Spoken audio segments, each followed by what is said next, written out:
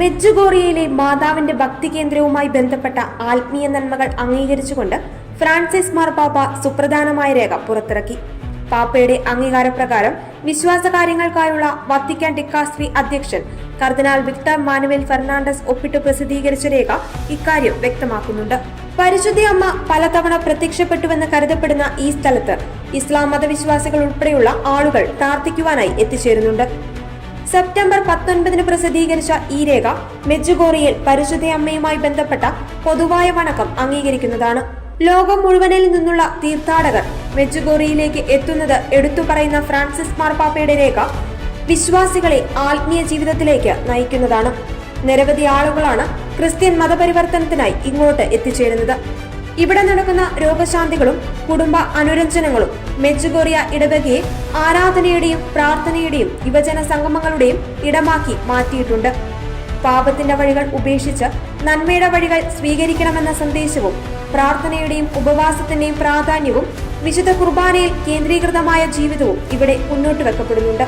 അമാനുഷികത അവകാശപ്പെടാനാകാത്ത വിധത്തിൽ ചില കാര്യങ്ങളിൽ പരിശുദ്ധ അമ്മയുടെ മധ്യസ്ഥത ഇവിടെ നടക്കുന്നതായി പരിശുദ്ധ സിംഹാസനം പുറപ്പെടുവിച്ച രേഖയിൽ പറയുന്നുണ്ട്. ഇടവകയിലെ ആധ്യാത്മികവും അജപാലനപരവുമായ പ്രവർത്തനങ്ങളുടെ നിയന്ത്രണം സംബന്ധിച്ച് കൃത്യമായ നിയന്ത്രണം ആഗ്രഹിച്ചുകൊണ്ടുള്ള സന്ദേശങ്ങൾ പരിശുദ്ധ അമ്മയുടേതായി നൽകപ്പെടുന്നത് വത്തിക്കാൻ പ്രത്യേകം പരാമർശിച്ചിട്ടുണ്ട്.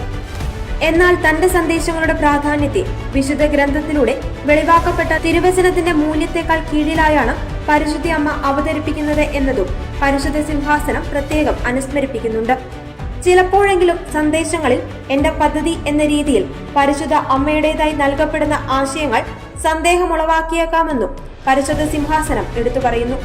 കർത്താവിന്റെ പദ്ധതികളുടെ ആവശ്യങ്ങൾക്കായാണ് പരിശുദ്ധ അമ്മ പ്രവർത്തിക്കുന്നതെന്നും ദൈവപുത്രന്റേത് മാത്രമായ സ്ഥാനം പരിശുദ്ധ അമ്മയ്ക്ക് ചാർത്തിക്കൊടുക്കുവാൻ പരിശ്രമിക്കരുതെന്നും വത്തിക്കാൻ ഓർമ്മിപ്പിച്ചു. പ്രാദേശിക സഭകളോട് ഈ സന്ദേശങ്ങൾക്ക് പിന്നിലെ അജപാലന മൂല്യം തിരിച്ചറിയുവാനും അവയിലെ ആധ്യാത്മിക പ്രചോദനം ഏവരിലേക്കും എത്തിക്കുന്നതിന് ശ്രമിക്കുവാനും പരിശുദ്ധ സിംഹാസനം നിർദ്ദേശിച്ചു. മെഡ്ജുഗോറിയയിലേക്ക് തീർത്ഥാടനം നടത്തുന്നവരോട് അവിടെ പരിശുദ്ധ അമ്മയുടെ സന്ദേശം സ്വീകരിക്കുന്നവരെ കാണാനല്ല, മറിച്ച് സമാധാനത്തിന് രാജ്ഞിയായ പരിശുദ്ധ അമ്മയെ കണ്ടുമുട്ടുവാനാണ് നിങ്ങൾ പോകേണ്ടതെന്നും ഫ്രാൻസിസ് മാർപാപ്പ ആഹ്വാനം ചെയ്തു.